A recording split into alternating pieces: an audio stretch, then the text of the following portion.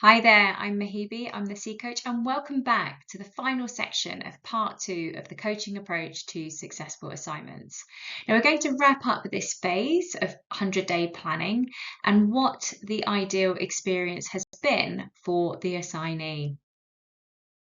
So, in the last video, we were looking at aligning success measures, and now we're wrapping up part 2 by looking at the benefits of having a blended coaching and mentoring approach that can add value to the assignee experience.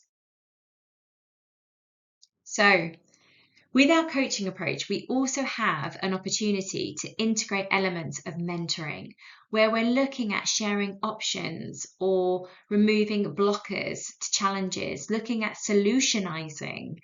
We are essentially understanding a way that we can support the person in a way that feels good to them and fits in with their ways of working. Mentoring is not necessarily about telling the individual that they need to do X, Y, and Z. It's about offering a view or perspective in different ways. It's about sharing experiences that the mentor has also been through, or they have supported and seen others go through a similar experience. So having a coach who has been through the expat relocation experience or process is an added bonus and a welcomed one. They have deep-rooted empathy and compassion, and they can offer their perspective on their experience.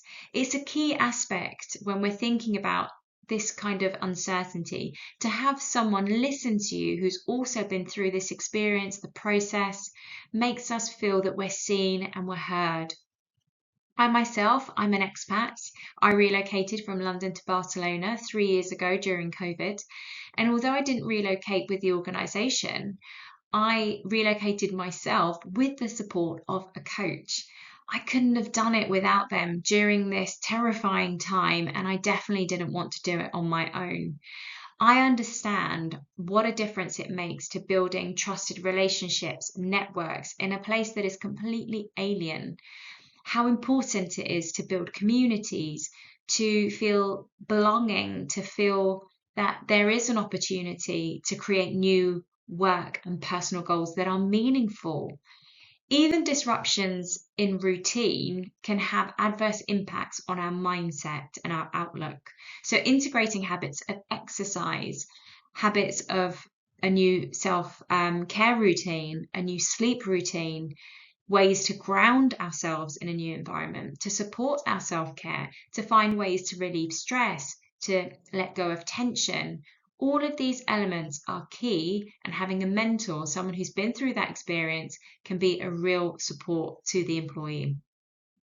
So the coach acts as both mentor and coach through the assignment, and they support the individual emotionally, but they're also offering effective business planning.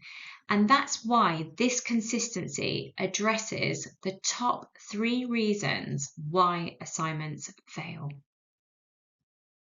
The first key reason why assignments fail is the lack of consideration of family impact. It's not much of a surprise, having looked at all the things that we've talked about. So if we remove our adopted coach in the process or our coaching approach, how are we accounting for the impacts on the wider family, especially the partner? If the individual doesn't have a partner and they're traveling solo, there's other considerations like potentially them building a loving relationship in destination, especially depending on how long they're in destination for. And this can also provide a tricky challenge on repatriation. However, the number one reason hasn't changed for decades, and it's not going to go anywhere.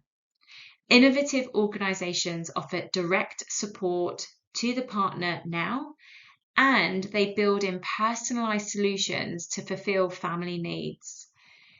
Even where the coach is just offered to the employee, which is still considered an innovation these days, it's unfortunately rare, and it's underrated how valuable an external resource outside of the organization, non-judgmental, non-biased, professionally trained to deal with these situations, how much of an impact the representation of a coach role can have on a person.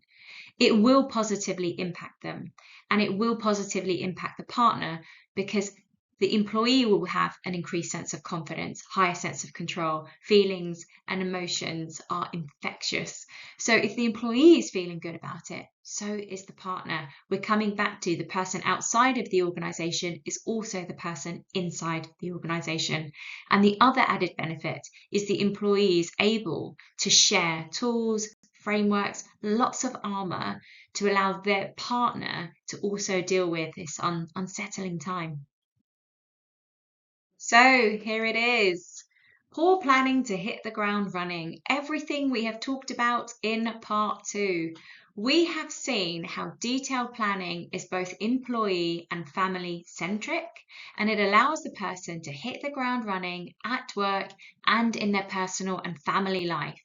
Where we don't robustly plan for those initial 100 days, we are leaving a bit too much room for questioning, self-doubt, feelings of loneliness, feelings of homesickness, and room to question the decision right from the beginning, whether this was the right move, whether they're the right person for the role.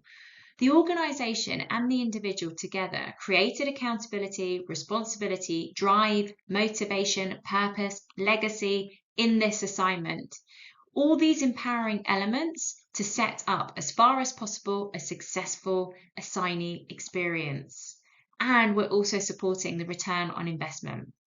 So the coach, with also the coaching and mentoring approach, that blended approach we've talked about, supports the employee to facilitate the 100-day planning. The coach works directly with the employee, and the employee works alongside their peers, their line manager, their colleagues in home and destination functions. And this is what's creating the alignment between the individual and the organization.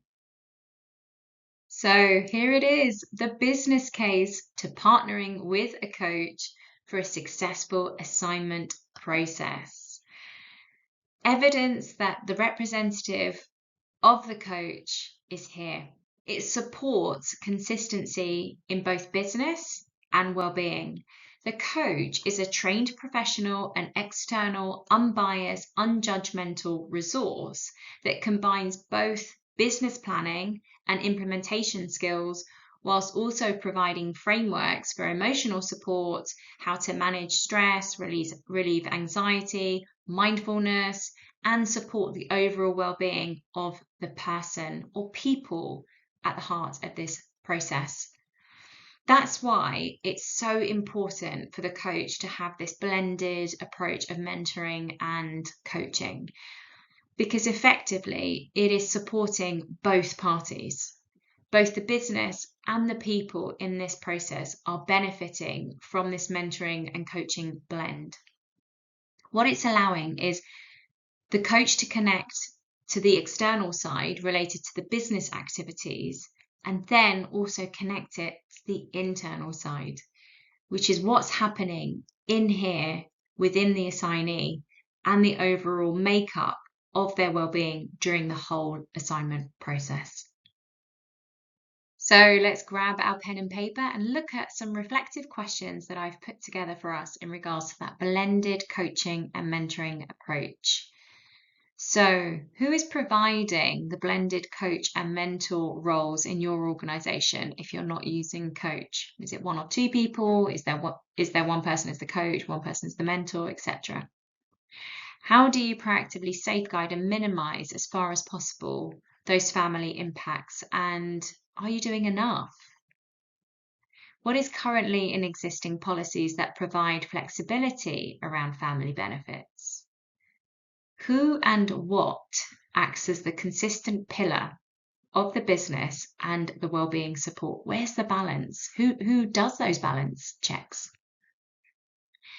And here it is. What's missing in your existing policies that could easily be integrated to address any of these points?